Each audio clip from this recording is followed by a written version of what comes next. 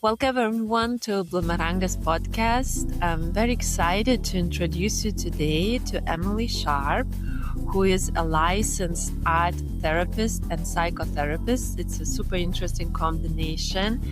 And she also brings in yoga into her practice, and she works with clients remotely as well as organizes creative retreats. So creativity really is at the core of what she does in order to help people with their emotional wellness and mental health and creative expression. So welcome, Emily. I'm very excited to have you with us today. Thank you so much. I'm so happy to be here. I feel honored that you asked me to have this conversation with you. It's so much fun for me to connect with other creatives and just get to share about our work and our practice. Right. Thank you. Likewise. So it's a lot of people that we've had on the podcast are actual creatives and sort of use creativity for a living. And of course, you are using creativity for a living, but with a different mission. It's to help others, right, reach a certain inner balance, inner well-being. So would you mind sharing how you decided to walk this path, and how did art therapy came into your life and all of that? Yeah. Because I understood that you're primarily a trained psychotherapist, right? You did clinical work before. Yeah. So I was trained in New York, and you do a master's program there, like a graduate school program. So you're kind of like under the psychotherapy umbrella. So you're trained in psychotherapy and art therapy, and so you get to be pretty versatile and flexible in the kind of work you do with clients. And I think for me, like it's interesting you talk about like making a living from creativity. I did so in undergrad. In university I did studio art and creative writing, and I was like, I really want to do something creative. I want to I want to go down that path of, but I don't necessarily want to be an artist. And that was the part where, I am a writer now too, but I wasn't, and I'm an artist now too, but I'm doing it, like you said, in a different way with just like a different mission. So I had heard about art therapy through a friend of a friend, because I kind of was putting the pieces together. I took some time off to travel after university. My best friend and I went backpacking all through South America for like a year. It just kept getting longer, but it ended up being a year. And on some, really long bus ride, we were talking about like what we wanted to do with our lives. And she mentioned she had a friend doing, art therapy, and it sounded like it might make sense. And so I looked into it some more, and I was like, wait, this is actually perfect, because I want to do art and I want to be creative, but I also want to help people. Like I want to be in a profession where I can kind of give back a little. So it really, like the stars aligned, and I was like, okay, great, I'll do that next. And so, the path unfolded. Wonderful. And I was so happy to get to move to New York for a while. I lived there for 12 years, and just with most of my friends that already lived there. So it was the softest landing. Like everyone, it just had this like built-in network. And I started a really interesting grad school program there that I loved. It was at NYU, and it's a wonderful place. Nice. With wonderful teachers. Yeah. Yeah. And I lived in New York for 5 years. I remember I was thinking that I went there to work after undergraduate degree, because I studied in Massachusetts. And I remember, oh my God, I thought, I don't know how you can study in New York. There's so many distractions, many interesting things to do. So I guess you managed somehow. Managed. I mean, the distractions. I think there's maybe no better place to spend your 20s. True. Like it's just exactly. Like so full and rich, and you're just always like, there's an adventure always waiting. And that's kind of, totally. I don't know, that ties into creativity for me. It's always felt like this like adventure. Like I really feel like like accessing creativity is a lot through curiosity, and that's kind of my approach to it. And it just felt like I was following breadcrumbs to like become an art therapist, and I was, just like following this path that it keeps unfolding still. Yes. New York is satisfies your curiosity every day, right? It does. It's full of it. So full of things that activate it. For more inspiring content, subscribe to our Substack at creativity.bloomerangas.com and our Bloomerangas YouTube channel, where we explore creativity from every angle, how to activate it, live it, and facilitate it for others, featuring talks with world-class creators and insights from behind the Bloomerangas game. Wonderful. So it's interesting that the program you did already combined psychotherapy and art therapy. That's great. So after that, you, I guess, branched out. You worked, right? At So the clinical psychotherapy.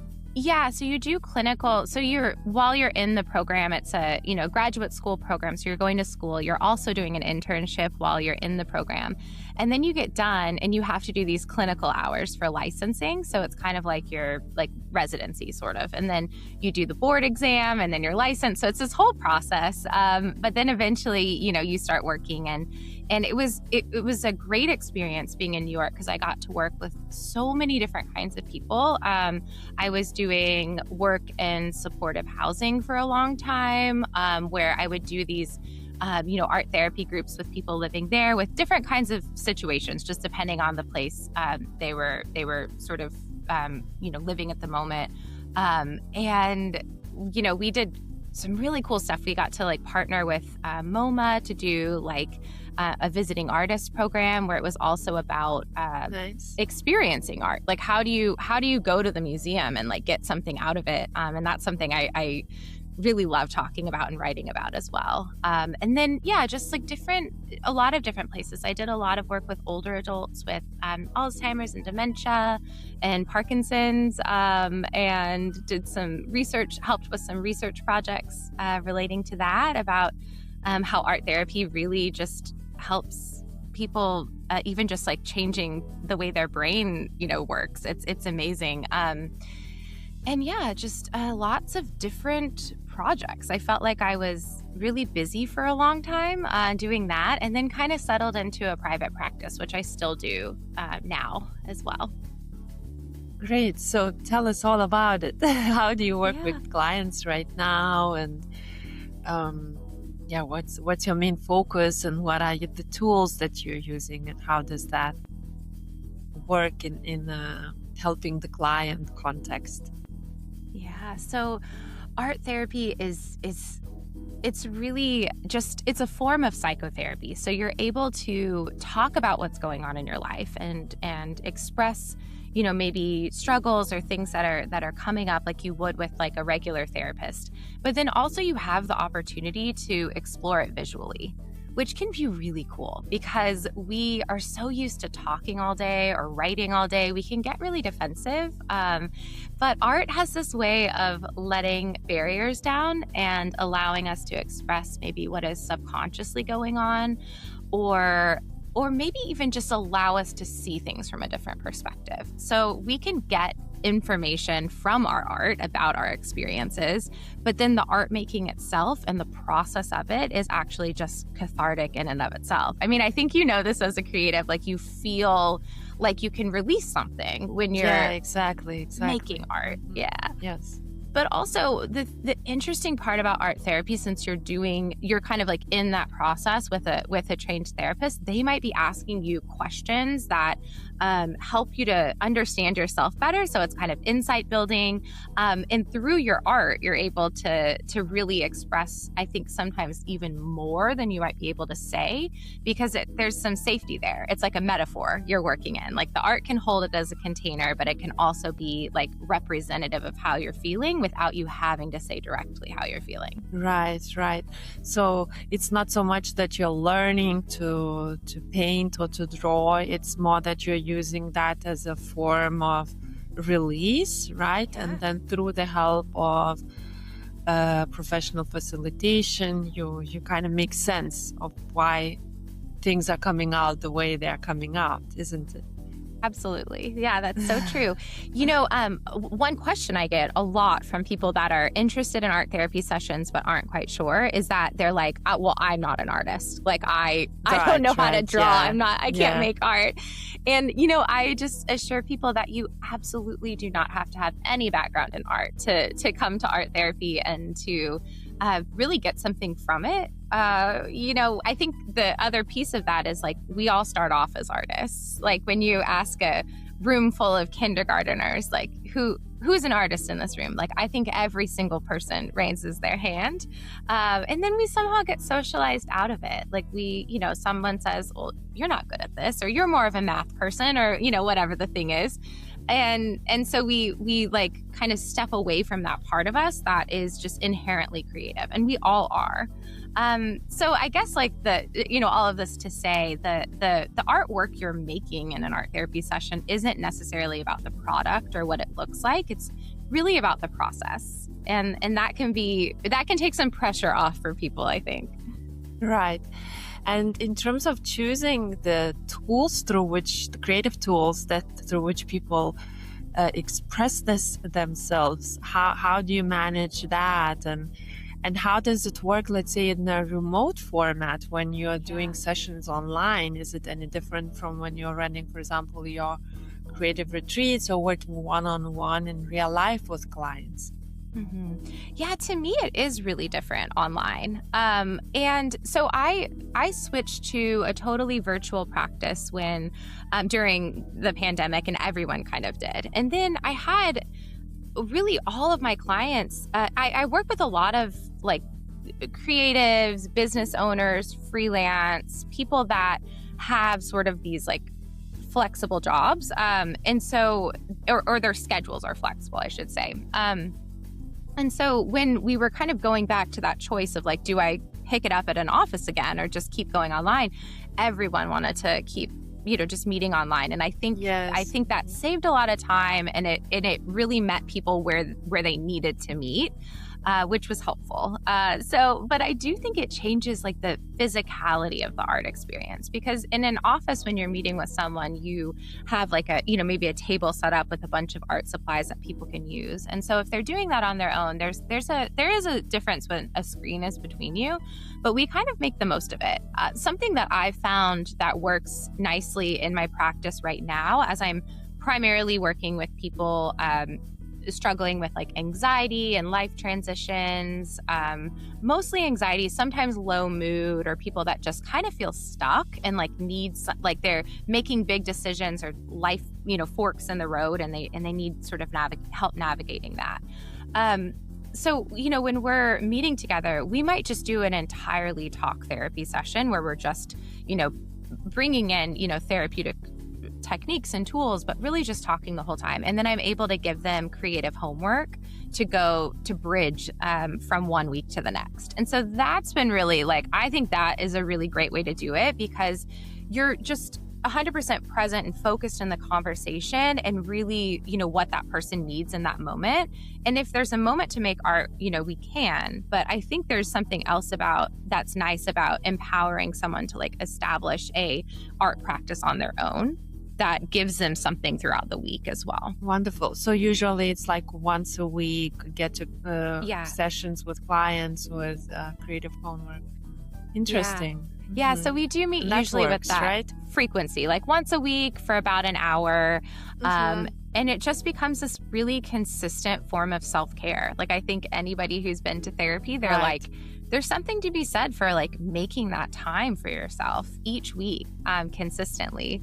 And you asked a really interesting question before, and I don't want to forget to answer it, about how do you choose the supplies to use. Right. And I think that is actually a really interesting part of art therapy, because the supplies we use or choose could affect a situation. They could affect how someone's feeling.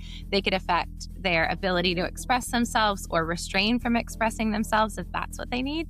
There's a really cool thing you could look up. It's called the Expressive Art Continuum, I think is what it's called. So, or Expressive Art Medium Continuum, something like that. Anyway, so it talks about like the materials being from most structured to most fluid and how that causes different reactions for the person using them. Right.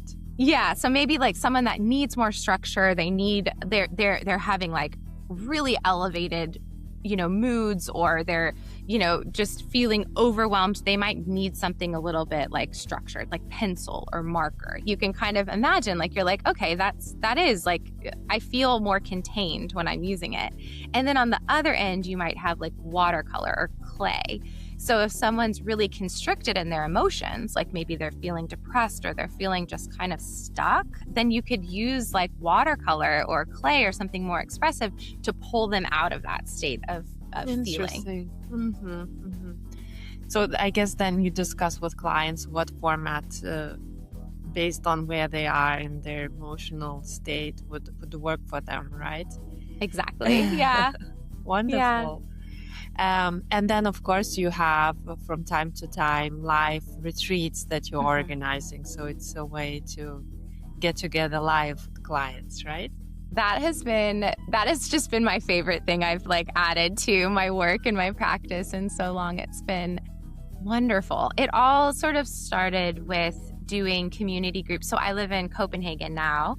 And doing community groups here. And it was just like a way for there's a big like international population here, community here, people that have, moved or moved recently, and people are just looking for community. They're looking for to meet people and to get to know people. And so naturally, this is like my favorite thing to do is to bring people together. Like my friends laugh because I'm the classic over-inviter. Like if there's always more room at the table basically. But yeah, so I started doing some art groups with a dear friend of mine in Copenhagen.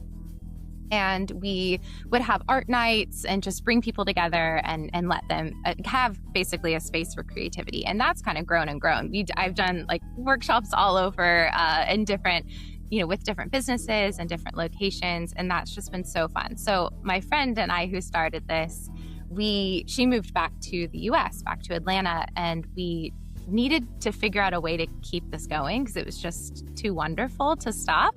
And so we had always dreamed of doing creative retreats. And so we formed that together, and it's really the perfect match. She's the best person I've ever worked with in my life. We're just so compatible, when it comes to that.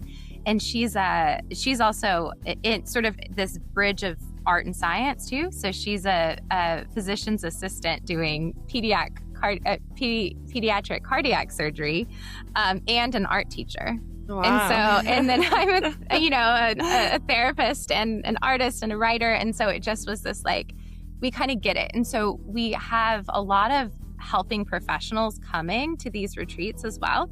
So we'll have like nurses and art therapists and social workers, and then also, whoever else wants to come. But I think we have this knowledge of what it feels like to be in like a helping profession, and what like sometimes the burnout that comes with that, and how, creativity is really a form of self-care for us. And so we just took a chance doing it, and the retreats are going so well. We have this year, we have one coming up in May in Greece, and that one still has 2 spaces left. And we have another one in Tuscany in September, and that one's sold out. So we're happy. Nice. Yeah. How big are your retreats? Like what's usually the group? How many people? It kind of depends on the venue. The one in Greece is a bit smaller.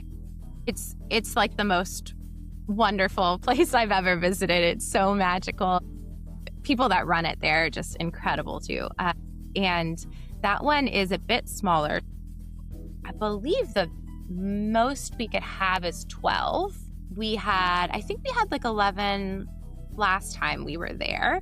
And then this one coming up in Tuscany, I think we could do about 17 for that one. So that's a nice group. Yeah, it's a really manageable, right? It's manageable. We don't want to keep it, we want it to be personal. We want everyone to be able to feel like they can have personal connections with each other. And then we do this kind of, like art teaching when we're there. We've done some really fantastic like artist book making. So I was, doing like a printmaking, mono printing workshop, making artist books. That was like an interest of mine in undergrad too, was a lot of printmaking and fiber arts kind of stuff. We've done a lot of cyanotype dyeing with the sun, and it's a lot about what you can find in the landscape around you and like what comes up for you as inspirational. And then both Jen, my partner, and I are really into travel journaling, so we're always like teaching people like, well, you just bring a sketchbook with you and just take it, and then I can talk for hours on how that just changes changes how you experience a place and everything. Wonderful. So, I mean, it sounds like you really set up a very nice structure for your practice, like that is primarily based online, which is the format that really, I think, most people prefer these days with the lives we have, and then yet keeping that hands work, right? And that's very interesting. Hi guys, I wanted to tell you a little bit more about creativity playgrounds that we set up at organizations, creative spaces, community centers, hospitals, children places, anywhere where you want to bring in more life. Our playgrounds can be as simple as a spinning board, which you can see where the content there is customized for your audience. There are different quests that people go through, and we decide on what those are together with you. Or we can set up a multi-spot self-guided experience where people go through the spots, do various exercises, and then create something at the end of this experience. For example, what you're seeing right now is a sample experience from what we did on the topic of create your avatar. That was very interesting. So if you are interested to set up something like that, please reach out and we'll be happy to discuss that with you. So what do you dream of moving forward? Like maybe add some other things, experiment with other things, or you're happy doing what you're doing right now? I think it already sounds like it's fully full in itself, but yeah, I mean, my mind is always turning with new options. I feel like just like seeing what else is out there. Well, I just I'm really excited to I just finished another book project, so that was really cool. I guess it was a couple of years ago, I published a guided art therapy deck, like a card deck full of art prompts that people could access, kind of like a version of art therapy on their own at home. So that's just self-guided, and a lot of therapists really loved using them in sessions too. So it was helpful for people.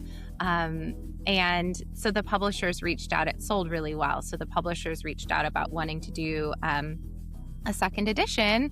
So it's going to be something similar. That's not coming out quite yet. It's going to be, I think, in the fall is maybe the tentative release. But that is, so that is kind of in the works still, mostly done.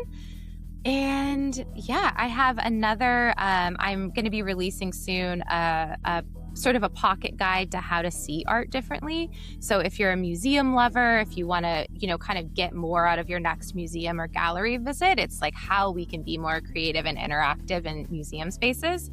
Nice. So I'm releasing that one soon. I'm going to self-publish that. And yeah, I guess like the writing projects have been really like so fun this year. I keep kind of getting these things coming my way that I keep saying yes to, because I keep, I love that as well. So some of this, and I think we're gonna, the retreats are going so well. We're gonna keep going with those, and see what the following year brings. We have a bunch of ideas and we're trying to like just land on what feels like the right fit. Right. Wonderful. So I know you have a 2-year-old, right? I do, yeah. How do you manage motherhood with your practice that's so full? Yeah. Well, that felt like a really sort of like unconscious but needed decision I made. I think it kind of happened when we moved from New York.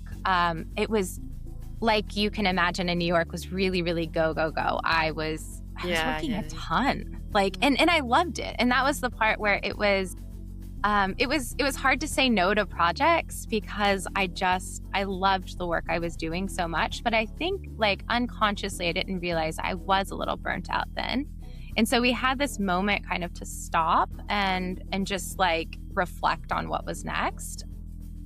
So I think moving for me to Copenhagen, especially a city that is just very much known for, or Denmark in general, known for work-life balance and, you know, it just being a different pace. I think I really needed that to step into that. So I've cut down on a lot of things as far as like, you know, office hours and stuff like that.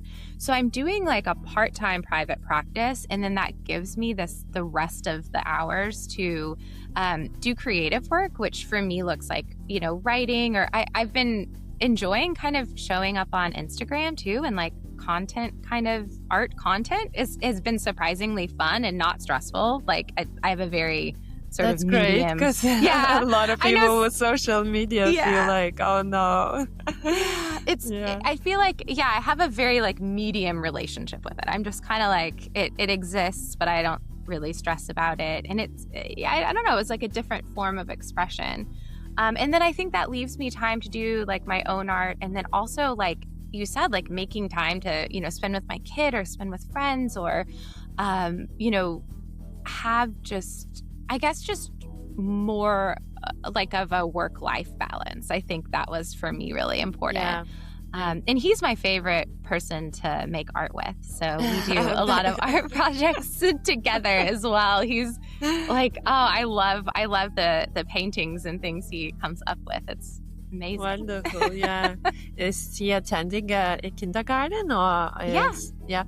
Yeah, they start here around like age 1, and it's just the most, I mean, parenting in Denmark is so different in so many ways than like in New York, but it is the sweetest little school. We love it so much, but it's also very funny. Like, I guess maybe it's not that different where you live, but in Denmark, like the babies sleep like outside the cafes, like people leave them in the stroller, and you can, you know, you have a monitor, but you're having coffee with your friend inside, and it's totally normal.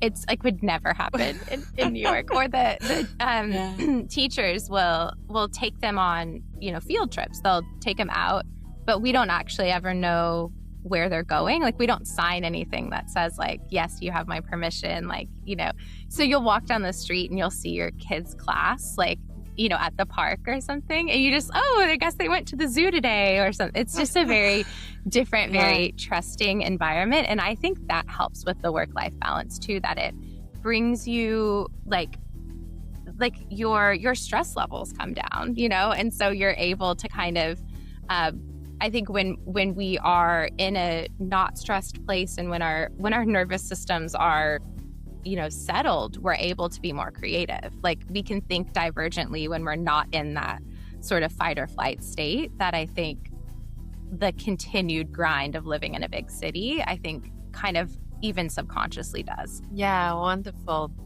Yeah, Copenhagen is known really for very different, even European life, you know, like life in US and Europe is very different, but then Denmark itself is also very different from the rest of Europe. Yeah. Well, I think, how long you've been living now there? It's been about, I guess, 3 years or so, maybe. So the plan is to stay. I've lost track. Is the plan to stay longer or? For now, yeah. Yeah. I mean, we'll see. I'm not entirely sure. We love it, and then we're also kind of like open to options. But travel has always been just like a big part of my life. It's been really like an expansive way to kind of grow and see the world and just appreciate things. And so I think, I think that planning like adventures is maybe like if we're gonna stay here, I think we'll need some like little side adventures perhaps. Yeah, makes sense. Yeah. And you were also talking about asking before what I was looking forward to. And I think just also more creativity like on the go. I think that's always been a big thing for me too, is just having like a sketchbook with me kind of all the time. Because I think, you know this as a mom too, you don't always have long stretches of time, but you often have these little mini breaks. Yeah, you have to use them to the max. To the max, yes. So I love like a brief art prompt and like a quick little sketch or something that can just like remind you that you're a creative being that, deserves to express themselves, even if it's just for, a 10-minute break. Right. So now what you just said is a beautiful transition into general the topic of creativity, right? How do you see it, what it is, and how do you help to unlock that within people who maybe feel stuck or feel they are not creative? Is it just a matter of inviting them to experiment with things, or are there other techniques, maybe even some self-help techniques that people could try out who are listening or watching us today? Yeah. I love that this creativity. topic. Yeah, I think that's a question I think we should all be sort of asking ourselves. Like, so we're all creative, absolutely. Like every single one of us are creative beings. If you're feeling like you aren't, or if you're feeling like, oh, I can't be creative, like I would love to know why. What's stopping you? Does it feel like, because we can make adjustments, basically. Like we can like help ourselves like inch closer towards that changing our belief. I mean, that's really all it is. It's repeated action and showing yourself that you are something. So it's kind of a shift in a belief system that like I am creative. For some people, it feels, looking at a blank page feels like too much. Like there's I don't know where to start. Like, where do I begin? And there's a lot of really amazing techniques that you could try just to like fill your page with something. Maybe you don't want to think about it at all and you just add some scribbles to a page. That's a great way to start. You have something now to color. I love doing also kind of like easy photo transfers. Like that's a great way to do it. Like you have a travel picture that you love, that you would love to recreate as art. Like do a transfer with carbon paper, pastels, or something that can allow you to jump into the process that feels fun for you. Like you're not skipping anything by struggling through it. Like you're just like skipping, you're skipping to the fun part, and like that's okay too. For some people, it can feel like the materials, like it's overwhelmed. Like how do I even, what do I buy? It feels like we have to have all this stuff to like make art, to be creative, but you really don't. Like you can. I'm also happy. Like feel free to reach out. I'm always, anyone listening, I'm always happy to share favorites of just like affordable kind of art supplies that you could just have with you. I think sometimes when we have too many choices, it stops us from being creative. So maybe limiting your color palette. Yeah, it is. Yeah. Limit what you have to 3 colors. Start with 1 color. A really popular sort of thing to ask in an art therapy session is, like if you could express how you're feeling in a color, a shape, or a texture, like what would that look like? And that's like, that's enough to kind of get you going. And I think the other part that comes up for a lot of people is this, just, I'm kind of touching on it, but this idea of like perfectionism, you know, like we can make bad art. Like I love making bad art. I love making things that aren't meant to be like even kept or seen. Like it could just be expression for the sake of expressing yourself.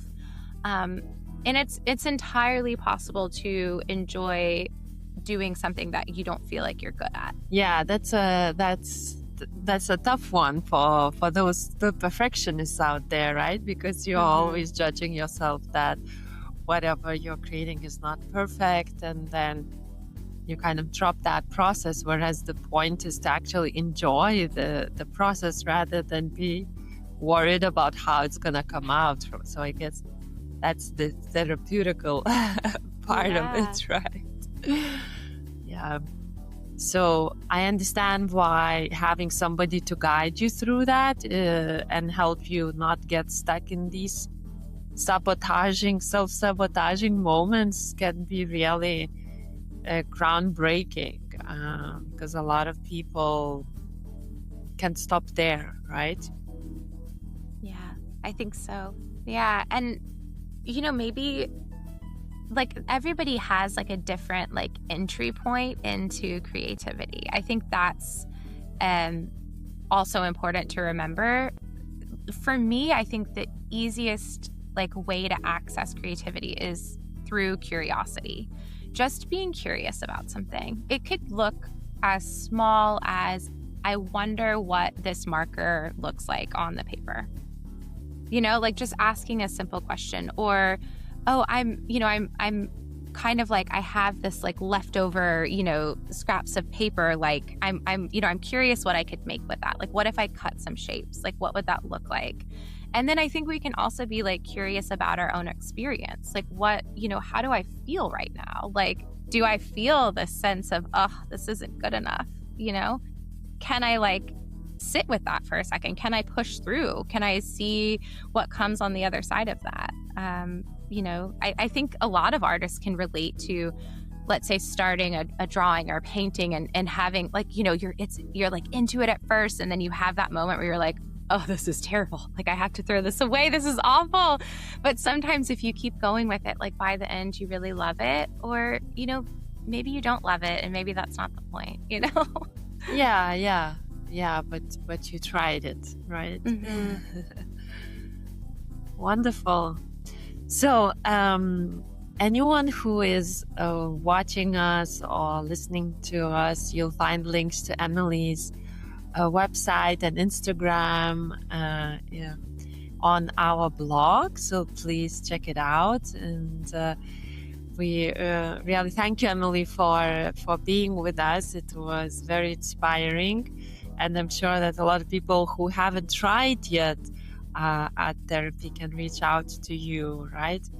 Especially that the format in the way you work with clients is so accessible, no matter where the person is from. Yes. I have enjoyed our conversation so much. Thank you so much for having me. And I'm very happy to chat with anybody who is interested in learning more. Wonderful. Thanks so much. Thank you.